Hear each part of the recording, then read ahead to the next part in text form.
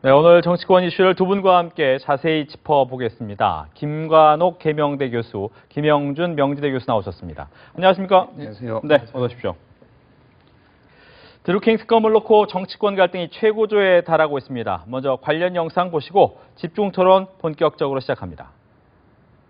댓글 조작에 특검이 수행되는 그날까지 제가 테러가 아니라 저 목숨을 잃는 것까지 싸우겠습니다. 국회 정상화를 하지 않겠다. 그런 국회 정상화 포기 선언이다. 저는 그렇게 규정합니다.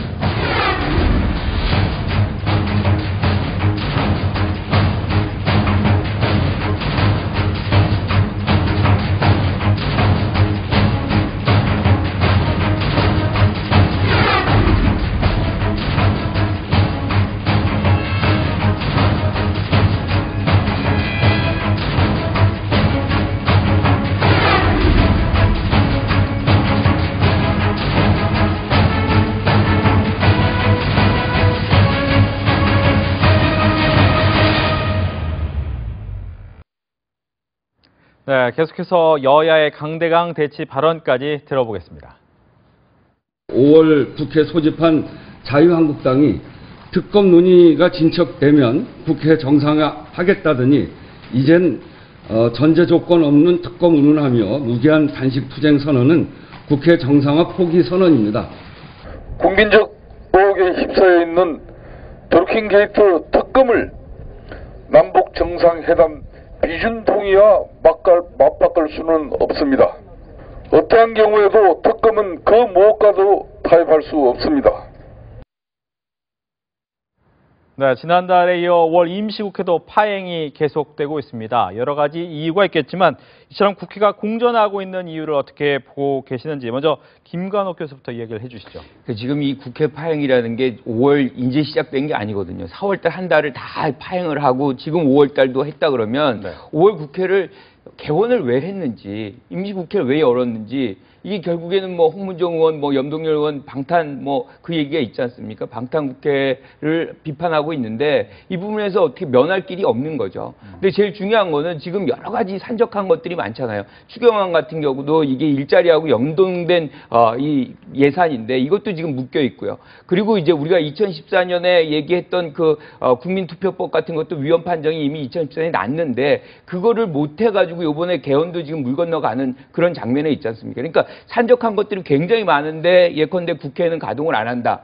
이런 거는 나중에 개헌의 과정에서도 국회의 어떤 역할을 권한을 더 강화시키는 이원집정부제 지금 야당이 하자는 거 아닙니까? 그런데 이런 상태의 국회를 두고서 국민들이 거기에 동의해 줄 가능성은 점점 더 멀어지는 거죠. 그래서 어떤 경우든 지금 국회를 일단 열어놓고 특검 협상을 다시 하더라도 지금 민주당도 특검 안 받겠다는 게 아니거든요. 그래서 특검을 실질적으로 이제 받는 조건들을 다시 협상을 해서라도 빨리 개헌을 해서 지금 산적한 문제들 이제 좀 풀어나가는 좀 생산성 있는 국회의 모습을 좀 보여줄 필요가 있다고 생각합니다. 네, 김영준 교수님. 일단 뭐 실제로 우리가 왜 이렇게 반복적으로 국회가 파행으로 가느냐, 지금 뭐 현안 가지고 하면은 누구의 책임이 크냐를 따지기는 경우가 많은데요.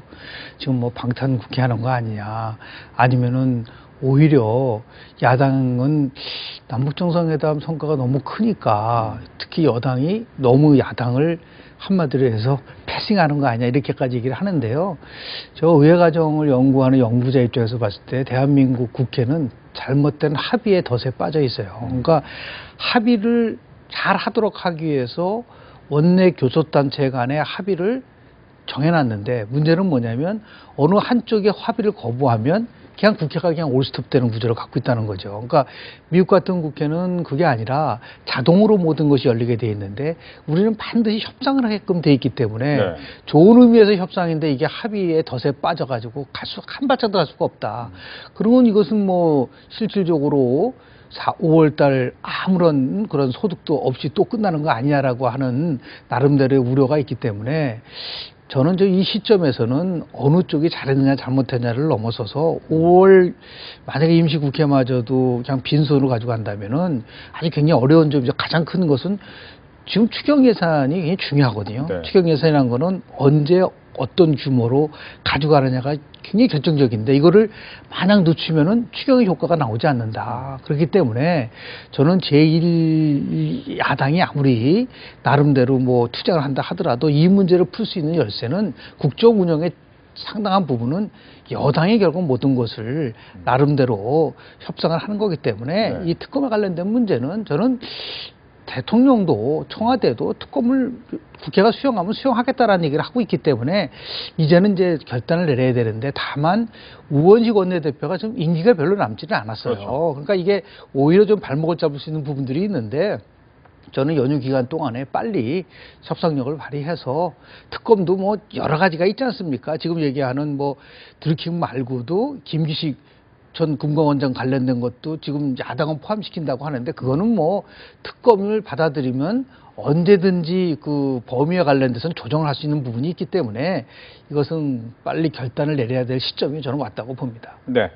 특히 이제 5월 5일 어린이날이었던 어제 드루킹 특검을 둘러싸고 여야 정치권이 더욱더 크게 요동쳤습니다. 뭐 의혹, 폭행으로 얼룩진 정치권 확인해보고 다시 토론 이어갑니다. 인사청탁 수행하셨습니까? 인사청탁이 아니라고 여러 번 말씀드렸고요. 그 부분에 대해서도 과정에 대해서 충분하게 설명을 드렸습니다.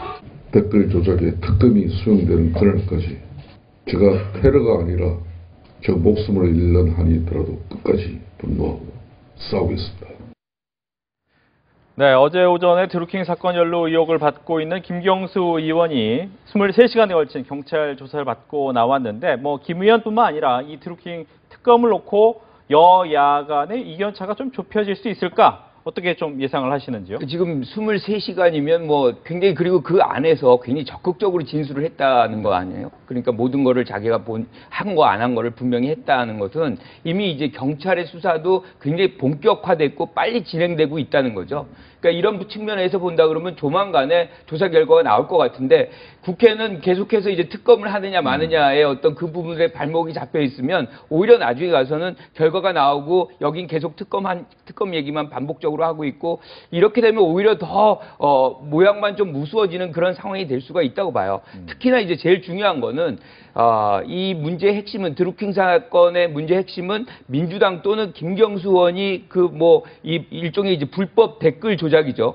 거기에 연루가 됐느냐. 예컨대 이제 뭐 사주를 하고 돈을 주고 뭐 지지를 했느냐의 그 부분인데 네. 지금까지 보면은 뭐 거의 김경수 의원도 사실상 그걸 뭐 인정을 하지 않고 지금 뭐 나온 증거도 없지 않습니까? 그러니까 이런 부분들은 특검을 가기 전에 그러니까 예컨대 경찰이라든가 검찰의 어떤 수사가 미진한다 그러면 충분히 뭐 특검 다시 갈 수 있는 거죠. 그런데 일단 이제 본격화돼 있으니까 우리가 좀 지켜볼 필요가 있다라고 봅니다. 그래서 경찰 수사 결과를 보고 얘기를 해야 되는데 그렇죠. 국회 같은 경우에 너무 특검에 매몰돼 있다. 그렇죠. 이렇게 그러다가 예상을 이제 나중에 결과가 나왔을 때 뭐 그 큰 결과가 없었다고 한다 그러면 네. 자유한국당의 어떤 출구 전략 같은 것들도 굉장히 이제 사실 난감할 수밖에 없는 거죠. 그래서 이 상황에서는 어떻게 하든 국회를 일단 정상화시키는 것이 먼저의 출구 전략이라고 봅니다. 네, 김영희 교수님.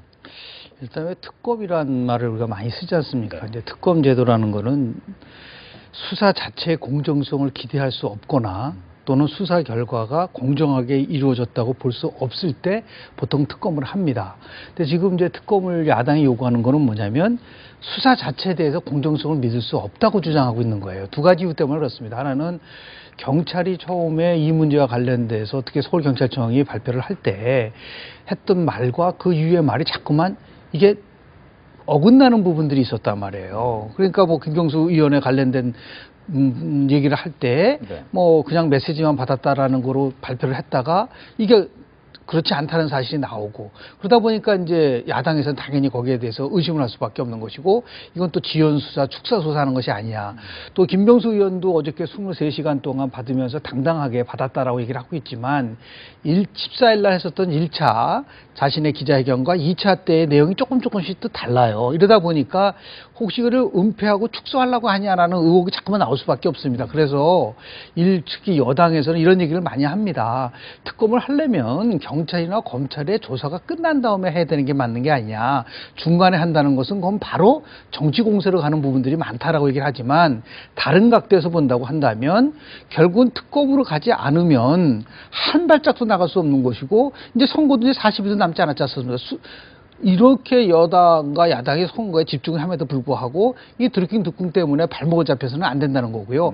과거에도 뭐 기억이 나시지 않습니까? 디도스 사건이라고 해서 2011년도에 당시에 중앙선관위의 그런 그 홈페이지를 공격했었던 이 사건들도 보면은 지금 여당이죠. 야당이었을 때 얼마나 집중적으로 공격했습니까? 그래서 결국 특검을 받아들였어요. 그때도 뭐 수사 끝난 건 아니었지만 그렇게 해서 이거는 제가 볼 때는 법리적으로 접근해서는 안 된다. 그러니까 정치적인 문제는 정치적으로 해결해야지만 이것이 해법이 이루어지는데 그렇지 않고 지금 여당은 자꾸만 이제 법리적 해석을 하고 있고 야당은 정치적 해석을 하고 있으니까 당연히 충돌될 수밖에 없는 부분인데 큰 틀 속에서 보면 야당은요 정상화 안 돼도 국회 정상화 안 돼도 그렇게 분리할 것이 없다고 생각을 하는 것 같아요. 그러다 보니까 여당은 참 생각을 해보십시오. 지금 추경 문제 있죠, 민생 현안이 있죠. 더 나아가서 국회에 지금 남북정상회담 성과가 굉장히 좋은데 이것을 어떻게 하든 간에 국회 차원에서 다룰 수 있는 부분을 다뤄줘야 되는데 이런 것들이 오히려 여당이 시간을 끔을 끌수록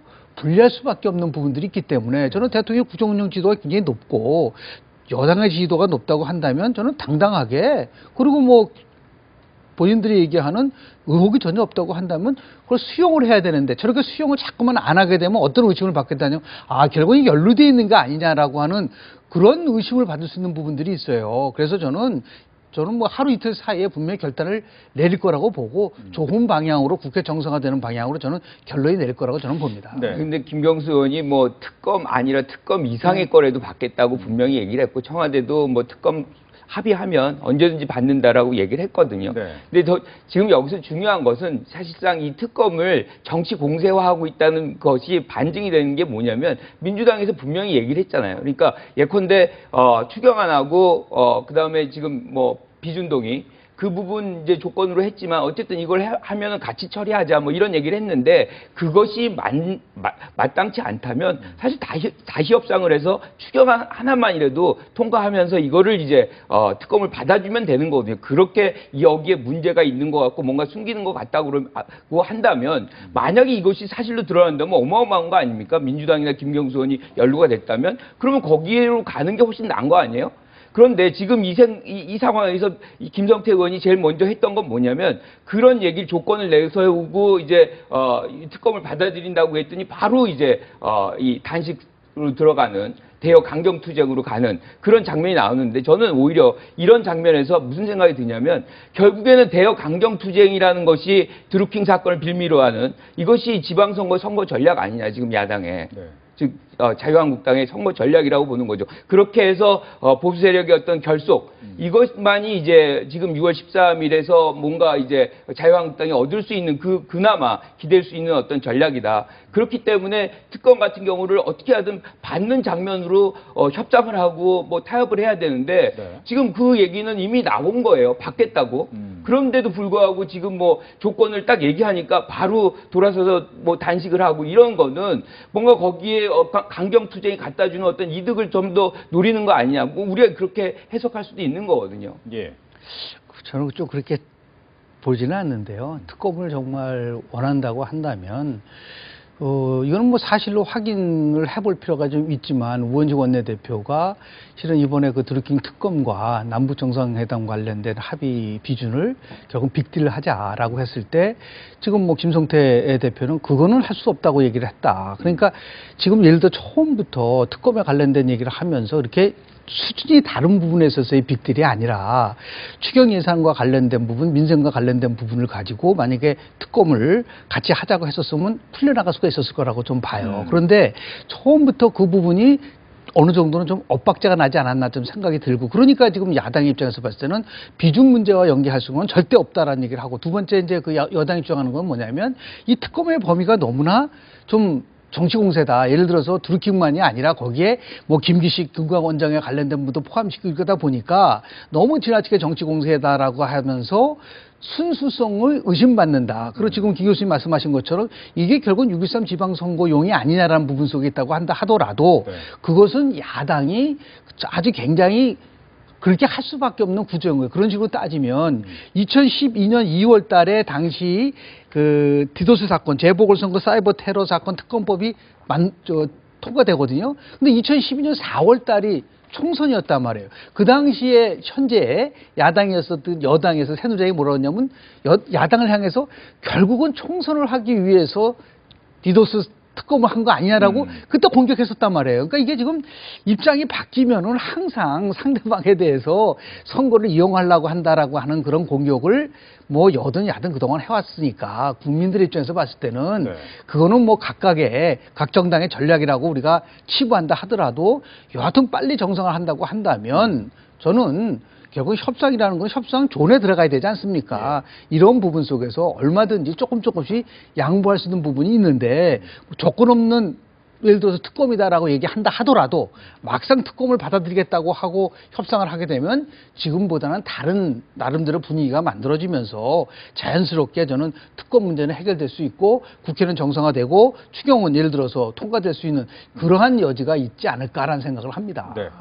그 와중에 보니까 이제 자유한국당 김성태 의원이 농성 중에 폭행을 당했습니다. 이 부분에 대해서 자유한국당은 정치 테러다라고 하면서 좀 더 강경한 릴레이 단식 투쟁을 이어가겠다라는 이야기를 하고 있는데 국회 정상은 더 쉽지 않아 보입니다. 그렇죠. 뭐 이게 또 다른 빌미를 제공하는 네. 그러니까 국회를 이제 뭐 어떻게 보면 계속해서 공전시키고 있는 부분에서 빌미를 또 주는 건데 저는 이렇게 생각을 해요. 이 부분이 계속해서 이거를 정치 테러하고 극단적인 용어를 써가면서 뭔가 이렇게 공전을 정당화하려고 한다면 그거는 좀 국민들 시각에서는 좀 벗어난 것이다. 어떤 경우건 폭력은 아주 잘못된 겁니다. 어떤 형태로든 잘못된 것이고 이 부분에서는 철저한 경찰 수사 같은 것들이 이제 뒤따라서 실질적으로 처벌이 이루어져야 되는 거지만 네. 지금 이 장면에서 국민들이 바라보는 시각에 일단이 또 있다는 거예요. 그건 뭐냐면 왜 이렇게 타협을 안 하고 정상화 안 하고 국회가 뭐 보수 세력에서 가장 중요한 뭐 가장 많이 얘기하는 것 중에 하나가 무노동 무임금 아닙니까? 이렇게 되면 사실 국회가 세비를 반납하든가 뭐 해야 되는 그런 정도의 어떤 생각을 많은 국민들이 갖고 있는 부분이 있거든요. 이제 그런 차원에서 나왔다 하더라도 어쨌든 폭력은 이제 절대 명분화될 수 없는 이제 정당화될 수 없는 그런 부분이 있는 거죠. 그런데 어쨌든 이 부분을 너무 활용을 해서 또 다시 공전을 또 반복시키는 그런 걸로 활용이 좀 안 됐으면 좋겠습니다. 네. 활용이 안 됐으면 좋겠다라고 하지만 또 자유한국당 입장은 아닌 것 같긴 합니다. 이거는 뭐 어디 활용하냐 활용하지 않냐라는 걸 넘어서서 네. 헌법기관이자 국민의 대표인 국회의원이 딴 것도 아니고 국회에서 어떤 형태든 간에 이렇게 핏을 당했다면은 저는 여당도 이 부분에 대해서는 잘못된 거라고 얘기를 해야 돼요. 이건 똑같은 일이 언제 있었었냐면 지금 전효옥 의원 사건이 있었지 않았었습니까? 당시 2009년도 9월 달로 알고 있는데요. 그 당시에 실은 전효옥 의원도 이제 국회 내에서 60세 이상의 시민단체 한 여성들한테 피해를 습격을 당했는데요.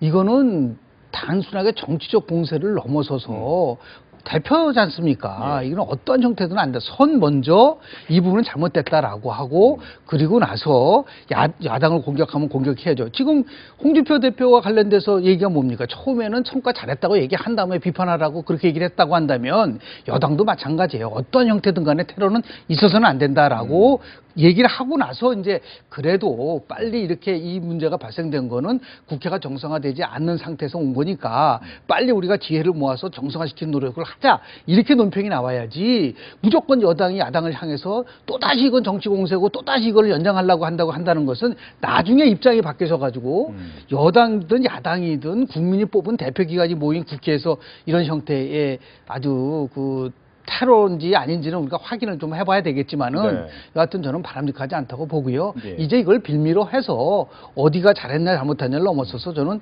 국회의장이 이제 역할을 분명히 하고 계신데 정세균 의장의 리더십이 더욱더 절실할 때다. 그러니까 오늘과 내일 사이에 여하튼 간에 국회의장 중심으로 해서 원내 대표들이 모여가지고 이제 시간도 많이 남지 않았어요. 이거는 문제를 빨리 풀어가야 될 수밖에 없는 그런 상황이 있다고 저는 봅니다. 전 뭐 동의하고요. 네. 무슨 얘기냐면 지금 이것이 아마 마지막 20대 국회 전반기를 마지막으로 하는 임시국회일 것 같아요. 그런데 이제 그 장면이 이렇게 공전으로 끝나버리면 사실상 뭐 많은 국민들은 거기에 대해서 국회의 어떤 인식이라는 것, 이미지라는 거는 아주 나쁘게 정리될 수밖에 없는 거거든요. 그래서 이제 정세균 의장이 사실 어제도 이제 찾아가고 김성태 의원에게 네. 오늘도 또 간 것 같아요. 나름 이렇게 국회가 실질적으로 노력을 하고 있는 것 같기는 합니다. 그러니까 이런 장면에서 사실 김성태 의원이 많은 부분에서 이제 불만스럽고 또 뭐 지금 폭행을 당해서 사실 뭐 여러 가지로 어렵겠지만 그래도 좀 크게 보고서 정상화시키는데 일조를 한다면 훨씬 더 크게 이미지가 좋아질 것 같아요. 그러니까 이런 상황에서도 뭔가 국회 정상화에 기여하는 그런 의원으로 남을 수도 있다는 얘기죠. 그래서 네. 어떤 형태로든 김성태 의원이 키를 쥐고 있기 때문에 좀 역할을 좀 해주면 좋겠다는 생각을 합니다. 예, 저는 뭐 이 상황을 보면서 이제 국회 기사 보면 밑에 댓글 다는 네. 것이 항상 국회 안 좋은 댓글이 많잖아요. 그렇죠. 왜 국회의원이 이렇게 돈을 받는지 모르겠다라든가 네네. 아니면 좀 잘해라라는 얘기를 하는데 이 부분 어떻게 보면 이제 폭행 사건을 보면서 굉장히 모든 사람이 안 좋게 얘기를 해야 됨에도 불구하고 국회에 대한 불신이 너무 커진 것 아니냐. 네네. 댓글 보면 그렇게 좀 썩 좋지 않은 내용이 많이 나오기 때문에 뭐 보는 입장에서도 좀 마음이 그렇긴 한데 네. 국회에 대한 불신은 어떻게 좀 해소를 해야 됩니까? 실제적으로 보면은 두 가지 때문에 그런데요. 하나는 국회의원들에 대한 부분들이요. 우리 헌법 제46조를 보면은 국회의원들은 국민의 대표이기 때문에 국익을 우선하고 양심에 따라서 의정 활동한다는 게 돼 있어요. 그런데 지금 우리 국회는 결국 국민에게 줄을 서는 게 아니라 정파적 이익에 따라서 줄을 서고 있다. 그러다 보니까 국민의 대표기관이 아니라는 거죠. 두 번째는 뭐냐면 일하는 국회를 얼마나 많이 표방했습니까? 국민과 함께하는 국회라고 하는데 일을 안 하는 거예요. 그러면서 또박또박 세비는 받아간단 말이에요.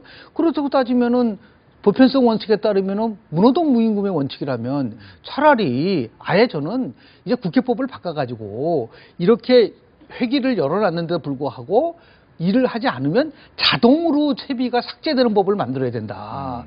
그렇지 않고 이런 것들에 대해서는 세비 올리고 자기네가 불리한 거를 여야가 똘똘 뭉쳐가지고 금방 합의를 하고 그렇기 때문에 국민들이 봤을 때는 비록 우리가 뽑았지만은 네. 이건 해도 너무한다. 그러니까 결국은 조사를 해보면은 전체 중에서 가장 믿을 수 없는 집단으로는 항상 국회하고 정당이 나오는 이유가 바로 국민들과 멀리서 파당적이, 개파적이 이것만 매몰되다 보니까 이제는 이것 좀 벗어나야 되는데도 불구하고 좀 안타까운 마음이 있고요. 그렇다고 네. 해서 국회 자체를 무시하거나 국회 자체가 필요 없다거나 이런 식으로 국회 무용론으로 가는 것도 결국은 저는 바람직한 건 아니라고 봅니다. 네. 뭐 프랑스의 마크롱 대통령 같은 경우에는 4선 이상 못하게 하겠다. 뭐 30% 없애자. 뭐 이런 얘기까지 하는데 우리나라도 비슷해질 것 같습니까? 어떻습니까? 뭐 이제 국회의원 소환제라는 것도 지금 뭐 얘기가 나오고 특히나 이제 대통령 발의한 개헌안에서는 그 부분이 나와 있다고 얘기를 하는데 그만큼 이제 국회의원들에 대한 어떤 불신이 차고 넘치는 상황이라고 보는 거죠. 지금 말씀하신 대로 대표를 해야 되는 국민의 어떤 민심이 실질적으로 대표 안 되고 있기 때문에 여러 가지가 이제 문제가 터지는 것이고 제일 중요한 거는 지금 국회의 어떤 부분에서 권한이라는 것이 굉장히 많고 사실 할 일도 굉장히 많거든요. 그럼에도 불구하고 지금 일이 안 되다 보니까 여러 가지 이제 사람들 국민들의 어떤 시각 속에서는 일을 안 하는 국회다. 뭔가 지금 처리해야 될 것들을 처리해야 되는데 그걸 계속 싸우고 그걸 미루고 지금 아까도 말씀드렸다시피 국민투표법이 뭐 헌재에서 이제 이 부정으로 난 것이 사실 2014년이에요. 그런데도 아직 안 고쳐가지고 개헌을 못하게 하는 그 국회라고 한다면 사실 국민들이 그걸 믿고 의지하고 거기에서 우리의 어떤 희망을 찾을 수 있을지 그거는 굉장히 이제 의문시 되는 거죠. 알겠습니다.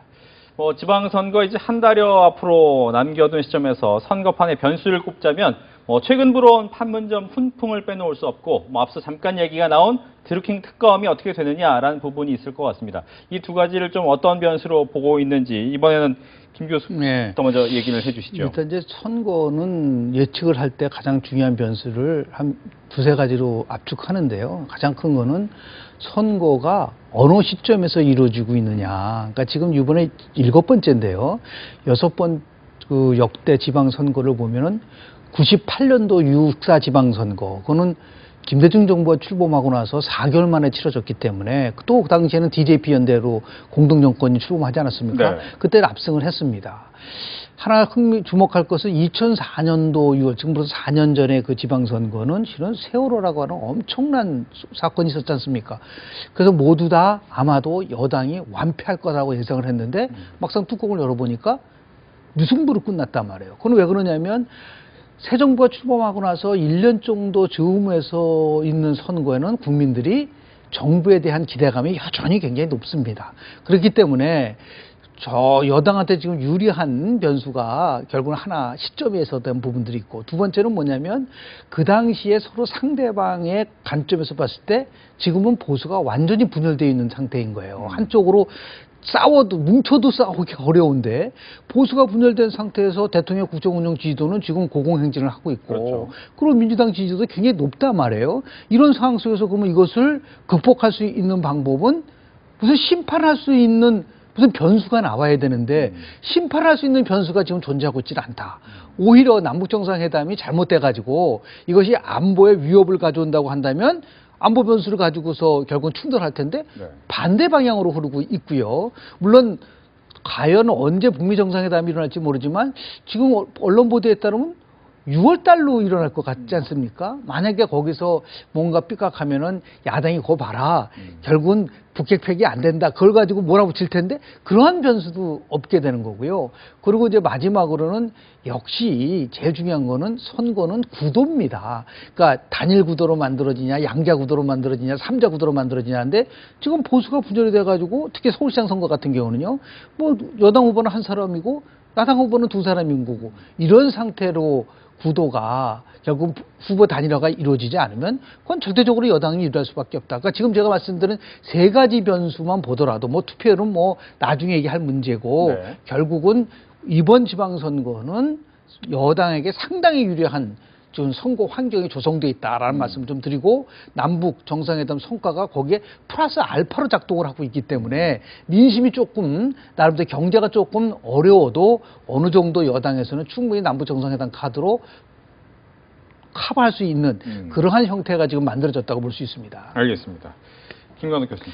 그러니까 뭐 정치공학적으로 1대1 구도가 안 되니까 뭐 여당이 유리하다 뭐 그렇게도 이제 볼 수 있습니다. 충분히. 그런데 이제 제일 중요한 거는 사실 야당이 내용적인 접근을 전혀 하지 않고 있어요. 그러니까 예컨대 지방선거라 그러면 뭔가 지방선거에서 맞추는, 즉 지방선거에 기대하는 국민들의 어떤 호응을 이끌어낼 수 있는 어떤 이슈를 제기를 해야 되는데, 예컨대 2010년 같은 경우는 우리가 이제 무료급식 같은 것이 아주 정면으로 나타났고 그것이 모든 선거를 좌우할 정도로 중요했어요. 그러니까 무슨 얘기냐면 국민이 원하는 부분들에 대해 내용적으로 접근할 필요성이 있음에도 불구하고 지금은 야당은 거의 드루킹 특검 하나에 이제 모든 걸 걸고 있는 그런 장면인 거고, 저는 뭐 예컨대 지금 판문점 우리가 얘기한 선언 같은 경우도 뭐 여당에게 유리한 것은 분명합니다. 하지만 이것도 우리가 까봐야 되는 거예요. 그러니까 결정적인 장면은 어디서 나오냐면 북미 정상회담에서 나올 수밖에 없거든요. 거기에서 뭔가 안 좋은 결과가 나온다 그러면 오히려 더 역효과를 여당 측면에서 역효과를 맞을 수 있는 것이고요.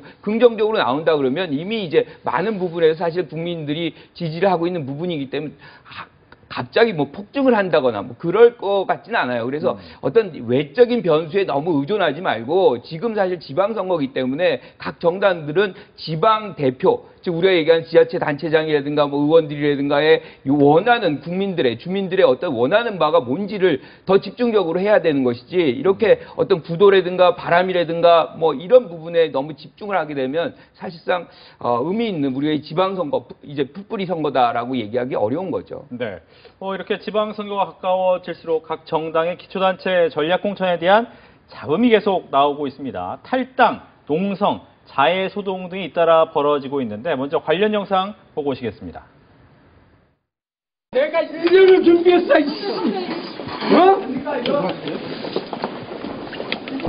전략공천 철회하고 경선시켜주세요. 이게 촛불 정신의 민주당입니까? 이제 홍 대표 체제의 정당에서 공정성과 정의를 찾기는 어렵다는 결론에 이르렀습니다. 네, 예선이 곧 본선이다라는 기대 심리 때문일까요? 곳곳에서 공천 후유증이 불거지고 있습니다. 공천 뭐 잡음 하루 이틀 일은 아닌데 계속해서 나오고 있죠. 그렇죠. 근데 이제 지지율이, 당 지지율이 굉장히 높거나 또는 어떤 특정 지역에서 예컨대 지지율이 아주 높아서 구조적으로 이렇게 공천이 되면은 곧 당선이 되는 이런 장면에서는 공천 과정이 거의 뭐 본선보다도 훨씬 더 치열합니다. 그런데 이런 문제가 이제 그런 부분에서 이제 계속 반복적으로 나타나는데 이 부분을 사실은 정당들이 스스로가 좀 해결하는 노력들을 해야 되는데 지금까지 안 하고 있는 거거든요. 그 이유는 공천권을 계속 틀어주고자 하는 지도부의 어떤 그런 욕심이 사실 이거 반복적으로 나타나게 만드는 겁니다. 그러니까 이거를 다시 얘기하면 근본적으로 이런 문제들이 발생되지 않는 어떤 제도화가 필요한 거죠. 그거는 뭐 달리 뭐가 있겠습니까? 즉 주민들이 뽑으면 됩니다. 공천도. 그리고 우리 공천 같은 경우는 지금 중앙선관위에 해당되지 않거든요. 그러니까 이것도 사실은 공천 같은 경우는 아까 말씀드린 대로 공천이 곧 당선이 되는 그런 지역 같은 경우 그게 선거나 마찬가지인데도 불구하고 지금 선관위가 거의 개입을 안 하고 있어요. 네. 그러니까 이런 부분도 공천에 관련한 부분까지도 선관위가 이제 들어가서 실질적으로 뭐 관리도 하고 공명선거가 진짜 이루어지고 있는지 그걸 여야를 막론하고 한 날에 한다거나 뭔가 이제 룰을 하나의 어떤 제도를 실질적으로 만들어서 주민들의 의사가 더 반영이 되고 민주적인 어떤 당원들이라든가 국민의 의사가 더 반영이 되는 그런 제도로 바꿔가는 것만이 유일하게 사실 이런 반복적인 어떤 뭐 이 공천의 파장이죠. 그러니까 계속해서 항의를 하고 항명을 하고 받아들이지 못하고 이런 것들을 끊어내는 유일한 길이라고 생각을 해요. 네. 이건 뭐 어제 오늘의 문제가 아니지 않습니까? 그러니까 실제로 보면은 미국 같은 경우에는요, 앞으로 이번 11월 달에 중간 선거가 있습니다. 그런데 거기는 2년 후에 일어날 그 경선 날짜가 벌써 다 정해져 있어요. 그러니까 일찍 가르가다는 거죠. 우리는 지금 두 가지가 문제인데 하나는 경선 시기가 법제가 돼 있지를 않아요. 네. 그러니까 최소한도 선거 3, 4개월 전에는 이것을 모든 공천 결과를 맞춰야 된다라고 하는 것을 저는 선거법으로 빨리 바꿔야 된다는 부분들이 있고요. 두 번째는 뭐냐면 공천 방법과 관련돼서 지금 조금 전에 김 교수님 말씀하신 것처럼 당헌 당규에다만 의존해서는 안 된다. 이거를 정당법과 더 나가서 선거법에다가 집어넣어서 투명한 절차를 거치지 않은 것에 관련돼서는 그거는 인정하지 않는 그러한 사례들이 나와야 돼. 이런 의미에서 보는 저는 사법부가 대한민국 사법부가 대한민국의 정치를 정상화시키는데 좀 특단의 조치를 내렸으면 좋겠다. 우리 지금 헌법 제8조를 보면요. 정당은 민주적 절차에 의해서 움직이게끔 규정이 되어 있습니다. 그래서 우리가 국가부 정권까지 주는 거예요. 정당법 32조도 마찬가지입니다. 민주적인 질서를 얘기를 하고 있습니다. 그래서 공천 과정 속에서 저렇게 비민주적으로 나오면은 그 선거를 아무리 끝났다고 하더라도 그 결과 자체를 무효화시키는 그러한 결정을 내려야 된다. 그러니까 다시 한번 말씀을 드리면 이렇게 퇴행적이고 잘못된 공천이 선거가 끝나면 유야무야 끝나는 것이 아니라 당사자들이 사법적으로 요구를 하고 사법부가 이것을 판단해서 그 자체를 무효화시킬 수 있는 그런 특단의 조치가 한 번이라도 일어나줘야지만이 이 문제가 해결되지. 아무리 뭐 정당법 바꾸고 선거법 바꾸고 당헌당규 바꾼다 하더라도 마지막에 결국은 시간 가까이 와서 그냥 전략공천해가지고 가버리고 선거 끝나고 나면 유야무야 없어지는 이러한 퇴행적 방법에 대해서 결국은 철퇴를 가야 된다. 네. 그럼 누가 할 것이냐? 결국은 사법부가 판단해야 될 거라고 보는데 이 부분은 여야는 서로 이러한 중요한 이해관계에서는 서로 손을 잡습니다. 아무리 싸우더라도 자신의 목줄을 쥐고 있는 이러한 공천 방식과 관련된 정치개혁에서는 이제는 정치인들을 배제된 상태에서 외부 전문가들이 중심이 되는 개혁안을 만들어 놓고 그것을 통과시키고 지켜지지 않을 때 이것은 결국은 사법부의 판단을 통해서 이 문제를 해결하려고 하는 이런 특단의 조치가 없으면요. 저건 또 2020년 총선 앞두고 저런 일들이 또 반복될 수밖에 없는 이건 악순환 구조로 누군가는 깨야 되는데 네. 그것이 결국은 저는 사법부의 중요한 용단이 저는 내려야 된다고 봅니다. 예. 그러니까 지난 재작년이 됐나요? 벌써 4.13 총선이 사실 대표적인 거죠. 그러니까 그때 공천 파동이라는 것이 뭐 진박, 친박 뭐 등등의 것들을 해가지고 사실 공천의 어떤 민낯이 그대로 드러난 거거든요. 그러니까 제도화를 하는 것이 가장 중요하고 더 아까 말씀하신 대로 사법부가 그걸 한다 그러는데 우리나라 사법부가 그거를 굉장히 빠르게 뭐 재판도 지금 뭐 보면은 6개월 뭐 이런 식으로 가는데 한번 당선되면 거의 끝날 때가 가지고 철퇴를 가한다 그러면 사실 효과가 별로 없거든요. 그래서 저는 이 부분에 대해서 제도화를 하는 거는 진짜 지금 말씀하신 대로 김 교수님 말씀하신 대로 어떤 위원회 같은 데를 만들어서 거기서 실질적으로 이제 공천의 어떤 제도화, 투명화 이런 것들을 다 담보할 수 있는 것들을 만들고 여야당을 반강제적으로라도 이걸 통과시키는, 이것을 받아들이지 않으면 안 되게 하는 그런 구조를 해서 실질적으로 국민이 정당들로 하여금 공천의 어떤 투명성을 스스로 받아내게 하는, 그러니까 타에 의해서 가는 거는 뭐 그렇게 오래 가지도 않습니다. 그래서 사법부라는 것이 또 정치의 가장 핵심적인 우리가 얘기하는 국회를 오히려 압도하는 장면도 사실 보기는 좋은 건 아니겠죠. 그러니까 이제 국회 스스로가 그러한 법을 만들 때 국민으로부터 신뢰도 더 커질 수 있다. 그래서 이번 기회에 공천의 과정도 바로 하나의 선거의 일부로서 중앙선관위가 사실상 담당할 수 있는, 관리할 수 있는 그런 영역으로 넘어가야 된다라고 생각을 합니다. 뭐 두 분께서 같이 얘기를 해주셨던 부분이 이제 전략공천 부분입니다. 그런데 말씀하신 것처럼 이 경선 자체가 공정하게 이루어져서 그 안에 3명이 뽑혀 나와서 서로 대결하면 뭐 잘 되겠죠. 그런데 문제는 이 지도부에서 항상 얘기하는 것이 전략공천이 필요하다라고 하기 때문에 전략공천을 시도를 하고 거기서 또 잡음이 나오는데 전략공천이 유리합니까?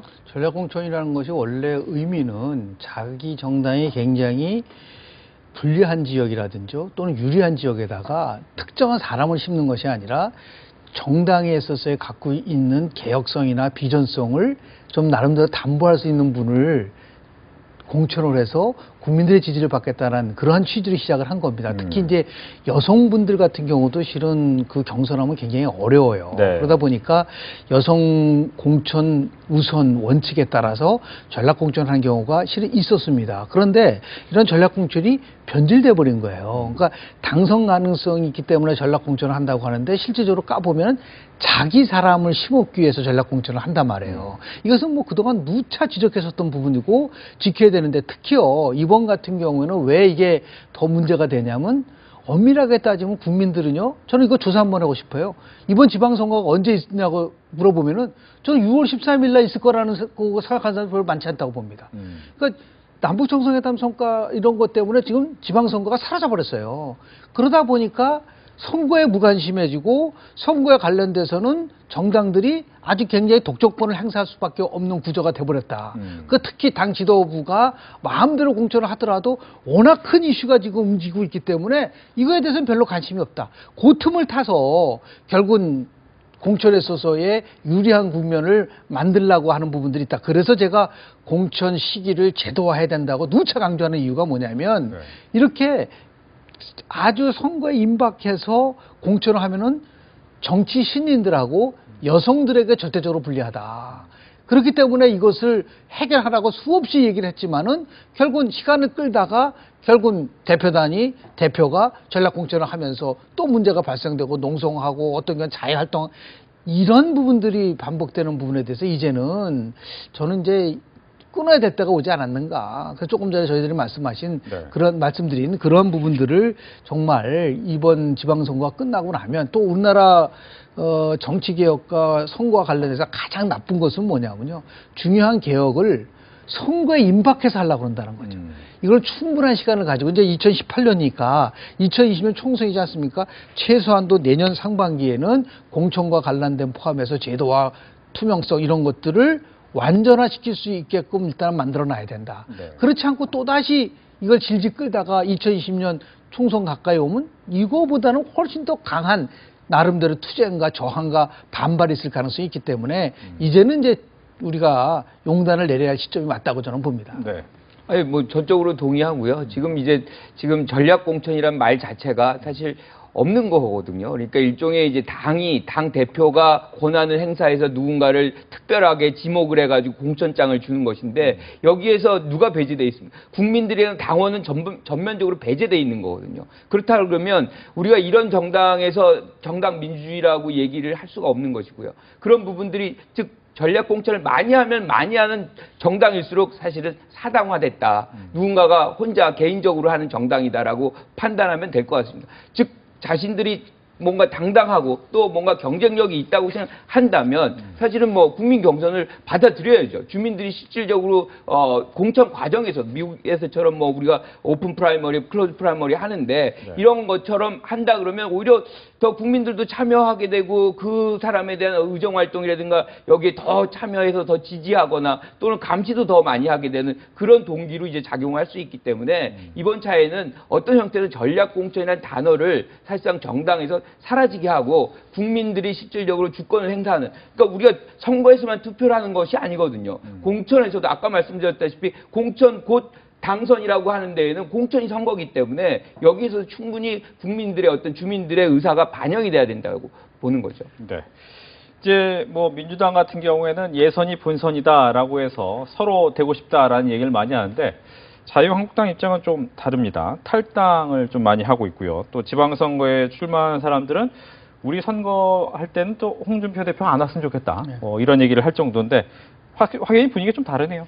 네. 그렇죠. 많이 다른 거죠. 네. 그러니까 지금 어떻게 보면 그런데 이제 본인도 디스를 해요. 그러니까 예컨대 그렇게 얘기하는 것들을 괜찮겠냐 그랬더니 뭐 당선만 되고 온다 그러면 나는 뭐 이런 얘기는 다 괜찮다. 그런데 이제 문제는 주요 광역단체장 후보들이 거의 대부분이 그렇다는 거예요. 남경필 후보라든가 예비 후보라든가 김태우 후보라든가 뭐 거의 모든 대부분의 후보들이 좀 생각을 깊이 하시고 말씀을 하시라는 등 뭐 등등의 어떤 대표에 대한 어떤 불만이 사실 도와주지는 못할 망정 오히려 선거를 오히려 더 어렵게 만드는 요인으로 작동을 하고 있는 거거든요. 이제 그런 부분이라는 것이 지금의 현실인 거고 거기서 가장 근본적인 이유는 사실은 요번에 판문점 선언에 대한 반응이거든요.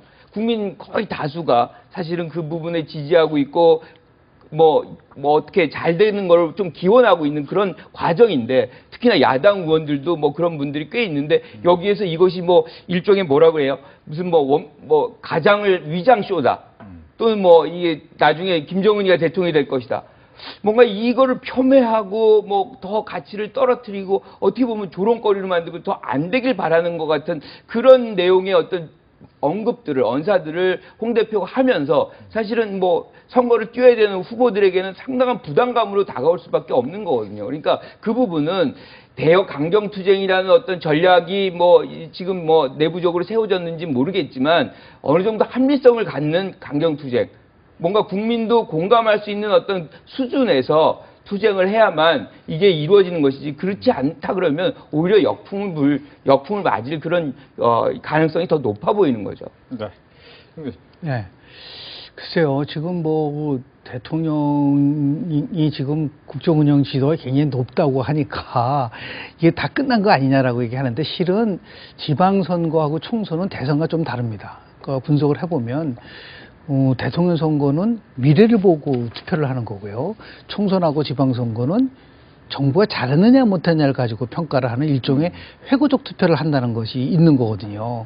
그런데 지금 가장 큰 문제가 뭐냐면 1년이 가까이 왔는데도 불구하고 여당 입장에서는 뭐 자신들이 뭐 소수저 성당론을 포함해서 일자리를 만들고 뭔가 나름대로 계속해서 어젠다를 만들어가고 있는데 반해서 야당은 그런 그 자신이 주도하는 어젠다를 아직까지 못 만들어내고 네. 정부가 하는 정책에 관련돼서 이제 비판을 하는 것을 통해서 자신의 지지 세력을 결집하려고 하는 그런 쪽으로만 국한이 돼 있는 것 같아요. 근데 결국은 선거는 약 한 30% 내지 40% 정도의 이 중간층들이 누구를 선택하느냐에서 결정이 되는 거거든요. 네. 근데 이 중간층들은 두 가지를 가지고서 보통 투표를 합니다. 하나는 뭐냐면 나름대로 개혁적인 성향은 있느냐 없느냐라는 부분하고요. 또 하나는 이 도덕적으로 깨끗하냐 깨끗하지 않느냐를 보고 이제 투표를 한다는 거죠. 그런데 이번에는 보면은 이 공천 과정도 상당히 어긋나서 그런지는 모르겠지만은 새로운 인물이라는 것이 전혀 드러나고 있지는 않다. 그러니까 결국 국민들 입장에서 봤을 때는 비슷한 사람들끼리 나와서 또 경쟁을 하다 보니까, 그러니까 예를 들어서 뭐, 저는 그런 의미에서 보면 이번에 투표율이 굉장히 낮아질 거라고 저는 봐요. 대통령 선거 끝난 지 1년밖에 안 남았고, 네. 그 새로운 인물도 없고, 이슈도 굉장히 약하기 때문에 투표율이 굉장히 낮아지게 되면은 결국은 지금 투표율 낮을 때 항상 유리한 거는 집권 여당이 유리할 수밖에 없는 구조가 돼 있기 때문에 이것을 어떻게 야당의 입장에서 잘 극복을 해서 자신들에게 최소한도 무엇인가를 심판할 수 있는 그 내용을 좀 채워줘야 된다. 근데 그런 부분들이 조금 아직까지는 드러나고 있지를 않는 부분이 있는가라는 생각을 좀 합니다. 네. 근데 사실은 이게 이제 지방선거인데 어떻게 보면 지방의 행정가를 뽑는 부분이 가장 핵심이잖아요. 예. 그러니까 도지사, 뭐 시장, 뭐 이런 사람. 이거는 어떻게 보면 비전을 보여줘야 되는 부분이 더 크다고 봐요. 그러니까 대통령 선거와 유사합니다. 그러니까 총선하고는 좀 다른 거죠. 이거는 뭐 기존의 어떤 것들을 평가하고 이걸 심판하고의 어떤 그런 부분보다는 비전 제시를 통해서 내가 뭐 예컨대 인천광역시를 어떻게 이끌고 가겠다. 내가 대구광역시를 어떻게 이끌고 가겠다는 것을 그 주민들에게 어떤 이 인준을 받는 그런 과정에서 이제 당선이 되고 떨어지고 하는 것이지 모든 것이 중앙 정치 부분으로 해서 다 귀결이 되는 건 아니거든요. 이제 그런 측면에서 본다고 한다면 사실은 지금의 어떤 야당이 가야 될 길은 오히려 비전 제시를 하고 타당의, 즉 민주당의 어떤 잘못이라든가 정부의 어떤 흠을 잡는 것보다는 자신의 어떤 포지티브한 그런 어떤 전략을 좀 제시하는 것이 훨씬 더 긍정적일 수 있다는 거죠. 지금 어떻게 보면 문재인 정부가 지금 잘하고 있는 부분들이 여러 개 나타나고 있고 그것으로 나타난 것이 그 지지율이거든요. 이런 상태에서 오히려 과도하게 뭔가 흠집을 잡으려고 한다면 그것이 오히려 더 역풍을 불고 더 국민들에게 신뢰를 얻지 못하는 방향이 나타날 수 있기 때문에 오히려 이럴 때는 뭐 길게 보고 실질적으로 이제 내가 이도에서 어떻게 하겠다는 좀 씨를 뿌리는 그런 마음으로 좀 해야 되는 거 아닌가 이런 생각이 좀 드네요. 추가하고 말씀 좀 드리고 싶은 거는요. 지금 우리 지방선거가 갖고 있는 치명적인 문제점은 뭐냐면 중앙 정치에 너무 지나치게 예속화돼 있다는 거예요. 그러니까 예를 들어서 지금 지난 4년 동안 지방 정부를 맡아서 운영한 분이 다시 현역이 나올 경우에는 그 현역을 보고 평가를 해야 되는 거예요. 네. 그런데 그게 아니라 현역에 대한 임무는 제껴두고 중앙에서의 대통령이라든지 이런 걸 보고 평가를 해달라고 자꾸만 또 얘기를 하잖아요. 그러면 이거는 선거로서의 기능을 상실해버리는 겁니다. 그러니까 예를 들어서 서울시장 같은 경우는 지금 이번에 3번째 나오지 않습니까? 네. 그럼 그동안 잘했었던 부분에 대해서 있으면은 평가를 하는 것이지 결국은 박원순 서울시장이 문재인 대통령과의 친소 관계 때문에 앞으로 잘할 것이다. 그런 식으로 끌고 가는 거는 그건 잘못된 거다. 아무리 선거가 유리하게 끌어가기 위한 하나의 방법이라고 하더라도 대구시장이 지금 권영진 시장이 현역으로 나왔으면 4년 동안 잘했는지 못했는지 이걸 보고 평가를 해야 되는 것이 맞는 것인데 너무 지나치게 중앙정치의 변수라든지 중앙정치로 예속화되니까 나중에 끝나고 나서는 이런 문제가 생기는 거예요. 무엇 때문에 지금 지방선거를 했죠? 그러니까 지방 분권을 강화시키려고 한다면 그 시작은 지방선거에 되고 그 지방선거는 지방선거 나와야 되는데 그런 것이 아니라 너무 지나치게 마치 대통령 선거라든지 총선처럼 치러진다고 한다면 그거는 끝나고 나서도 왜 우리가 선거를 치러야 했는지에 대해서 사람들이 생각을 하게 되는 문제가 있다. 그래서 지금도 저는 늦지 않았다고 봅니다. 우리 유권자들이, 현명한 유권자들이 그걸 분리해서 평가를 해야 된다고 저는 봐요. 예를 들어서 정당을 찍을 때는 정당 후보를 정당의 비례대표 찍을 때는 뭐 예를 들어 중앙에 대한 부분들을 갖고 찍을지는 모르겠지만 지역구 특히 어떤 오랫동안 지방정부의 활동을 한 현역이 있다고 한다면 네. 그 현역이 잘했냐 못했냐를 가지고 평가하는 그런 나름대로 그 성숙한 책임지는 그 유권자의 모습을 또 보여야 된다고 저는 봅니다. 예. 서울시장 이야기를 잠깐 하셨으니까 그 얘기를 또 안 할 수는 없을 것 같습니다. 박원순 서울시장은 이제 3선 도전을 하게 되는데 안철수 어떻게 후보를 이제 선언한 안철수 후보 같은 경우에는 생각보다 또 지지율은 높지 않은 상황에서 그리고 과거에 또 박원순 시장과 이제 과거에 또 인연도 있고 해서 어떻게 좀 이 서울시장이 굉장히 또 중요한 지점이기 때문에 어떤 식으로 좀 예상을 하고 있는지 궁금합니다. 이제 뭐 그게 사실은 어떻게 보면 2010년으로 거슬러 올라가야 되겠죠. 그때 네. 이제 보궐선거 때문에 이제 기본적으로 그때 내가 양보를 했고 빚이 졌으니 이제 갚아라. 뭐 이런 얘기 때문에 이렇게 회자가 많이 되는 것 그렇죠. 같은데 저는 그거는 개인적인 관계고 제일 중요한 건 시정을 어떻게 잘 이끌 것인가에 집중을 해야죠. 지금 과거에 어떤 두 분 사이에 뭐가 있었는지 모르겠지만 그게 중요하다고 생각하진 않아요. 그래서 그 과거 얘기를 다시 끄집어내는 것 자체가 잘못된 거다. 지금은 아주 냉정하게 누가 더 4년 동안 서울시를 잘 이끌 수 있는가에 집중을 해야 되는 것이고, 그런 부분에서 본다 그러면 뭐 상당 부분 지금 뭐 박원순 시장의 어떤 그 지금 말씀하신 대로 했던 것들이 있잖아요. 그러니까 그걸 갖고서 평가를 하면 되는 거예요. 지난 4년 동안에 박원순 시장이 어떻게 했는지, 한 번 더 기회를 주는 것이 좋은 건지 아니면 바꿔야 되는 건지. 이제 그런 부분에서 안철수 후보 같은 경우는 뭐 야권 후보다. 사실은 한 후보가 더 있어요. 그럼에도 네. 불구하고 본인 스스로 야권 후보를 자임하는 그런 이제 전략을 쓰는 것 같은데, 그래서 1대1 구도를 이제 만들어 보겠다 뭐 이런 식으로 이제 접근을 하는 것 같은데, 제일 중요한 거는 그렇다 그러면 비전을 보여주는 게 제일 좋습니다. 그러니까 서울시를 내 4년 동안 어떻게 하겠다. 그리고 박원순 시장이 했던 것에 뭐가 잘못된 것이다. 그 부분이 사실은 설득력을 갖게 된다면 저는 뭐 이 균형적인 어떤 경쟁이 이루어질 수 있다고 생각하지만, 그렇지 않고 과거에 뭐 주고받았다, 뭐 양보했다, 뭐 이런 거는 의미 없다고 봅니다. 뭐 주고받았던 얘기는 아마 언론에서 많이 얘기를 하고 있고, 지금은 이제 오늘 선거사무소 이제 만들면서 시작을 했기 때문에 아마 그 부분 좀 더 나올 것 같은데, 뭐 이야기는 해주셨지만 뭐 김문수 전 지사 역시도 서울시장 후보로 나오겠다라고 얘기한 상황에서 뭐 3파전이지만 3파전 같지 않은 또 이런 모습을 보이고 있습니다. 그러니까 뭐 1강 2중이라고 좋게 표현하면 그렇게 될 수가 있는데요. 안철수 후보가 지금 선대 출범하면서 야권 대표로서 안철수의 시간은 온다라는 그런 얘기를 오늘 했던 거로 기억이 나는데요.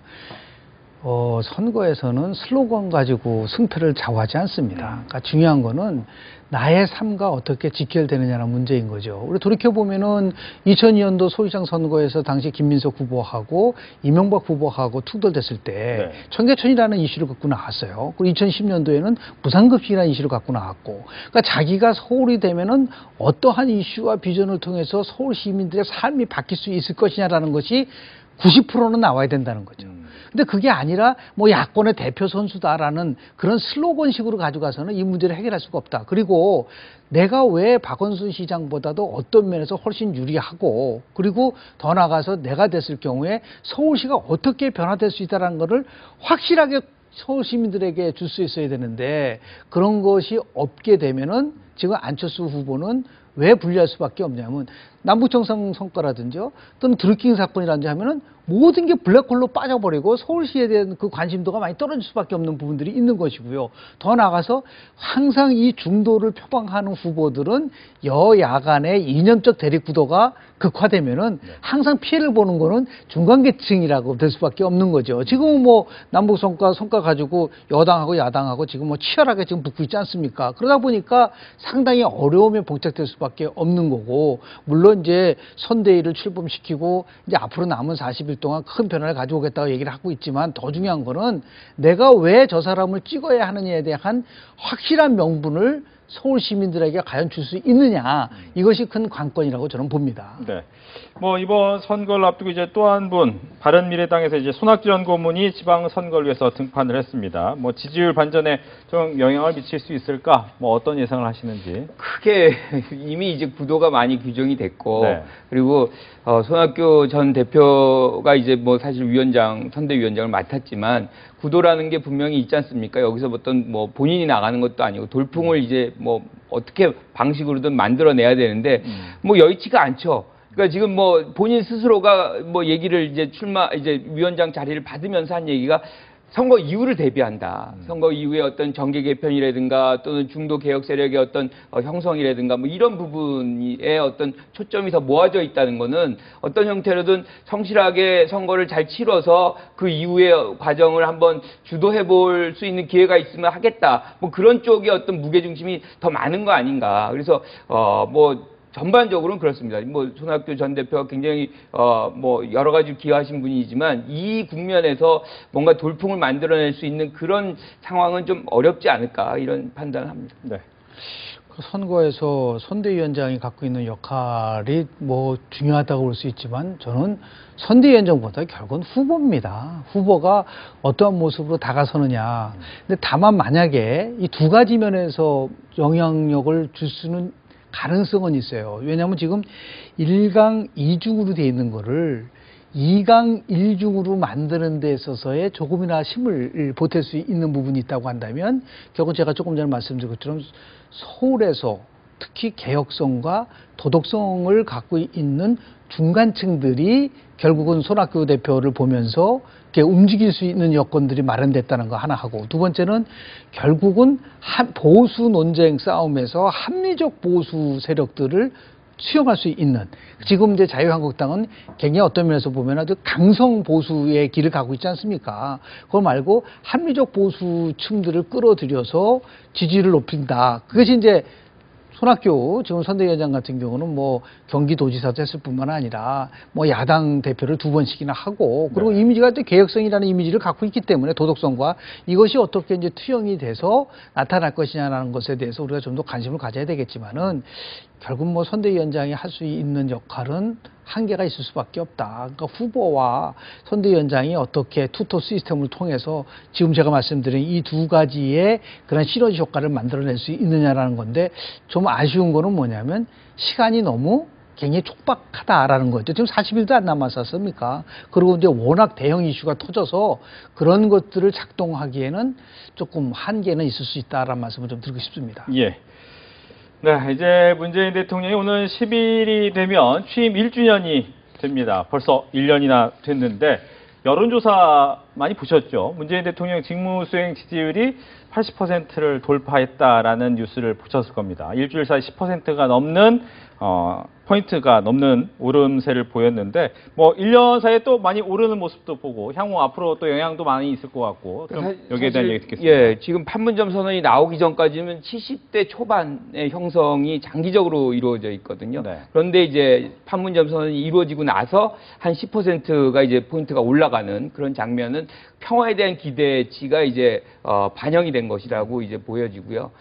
결정적으로 저는 뭐 이렇게 높은 지지율이 장기적으로 유지되는 사례가 사실상 없었거든요. 그러니까 이것 자체가 기현상인데, 이 기현상의 원인은 저는 문 대통령의 어떤 소통의 어떤 그 경험, 소통의 과정, 이런 부분들이 과거의 어떤 대통령들과 근본적으로 좀 차이를 만들어내는 그런 부분이 높은 지지율로 연결이 될 것 같은데, 일단은 허니문 기간은 거의 끝났죠. 이미 끝났기 때문에 실질적으로 지금의 지지율이라는 것은 좀 더 냉정하게 이제 바라보는 그 시선 속에서 나온 겁니다. 그런데 이제 임기가 점점 더 지나갈수록 사실은 국민들의 시선은 점점 더 냉정해지거든요. 이때는 뭔가 성과를 내야 되는 것이고, 문재인 정부가 가장 이제 강조를 했던 일자리라든가 이런 부분에서도 이제는 뭔가 소기의 성과들이 이루어져야만 이 높은 지지율이 계속해서 유지될 수 있다라고 봅니다. 네. 문재인 대통령 집권 100일 때 경제를 잘하고 있느냐라는 그 질문을 했을 때 54%가 잘했다 그랬어요. 그리고 취임 6개월 때는 52%. 근데 이번 조사를 해보니까 47%로 떨어졌습니다. 근데 하나 대북 문제라 이런 거는 지금 뭐 80%까지 올라갔단 말이에요. 그러니까 남북정상회담 효과 때문에 그 83%까지 올라간 것은 분명히 맞아요. 왜냐하면 2000년도 6.15 남북정상회담 하고 나서 김대중 대통령 후보 당시 대통령의 지지도가 12%포인트까지 올라갔었습니다. 그러니까 그런데 문제는 뭐냐면 그게 6월이었지 않습니까? 그러니까 2000년도 6월 달에 54%까지 올라갔었는데 12월 달에는 이게 30%까지 떨어졌어요. 그 문제는 뭐냐면 경제 문제에서 어떠한 가시적 성과를 내지 못하면 언제든지 민심이라는 것을 흔들릴 수도 있다. 그런 의미에서 봤을 때 높은 성과는 분명히 인정하지만, 제가 조금 전에 말씀드린 이 경제, 특히 일자리와 관련돼서 가시적인 성과를 반드시 내야 된다. 그렇지 않으면 이게 쌓여서 최저임금 문제 포함해서 저 근로시간 단축이라든지 비정규직, 정규직 문제, 이런 것들이 실질적으로 오히려 일자리를 축소시키는 것이 아니라는 비판들이 나왔었거든요. 이것을 앞으로 문재인 대통령이 지금 80%대의 높은 지지율에 저는 너무 지나치게 빠져서는 안 된다. 오히려 이럴 때일수록, 저는 그래서 이럴 때일수록 과감한 조치인데, 그게 뭐냐면 야당을 끌고 안고 가야 된다. 그러니까 통합과 협치와 탕평이라고 하는 이 세 이슈를 아주 과감하게 하더라도 전혀 흔들림이 없이 당당하게, 그리고 할 수 있는 여건이 마련돼서 저희는 빨리 대통령이 이제 야당과의 관계 속에서 지금보다는 훨씬 더 협치를 갈 수 있는, 통합으로 갈 수 있는 그러한 저는 조치를 좀 취했으면 어떨까라는 생각을 좀 합니다. 알겠습니다. 이렇게 해서 두 분과 함께 정치권 이슈에 대한 이야기 나눠봤습니다. 오늘 얘기 잘 들었습니다. 네, 맞습니다. 복잡한 정치 이슈를 공정하고 당당하게 풀어보는 정정당당. 오늘 준비한 내용은 여기까지입니다. 정정당당은 다음 주 일요일 저녁 8시 40분에 다시 찾아뵙겠습니다. 시청해주셔서 고맙습니다.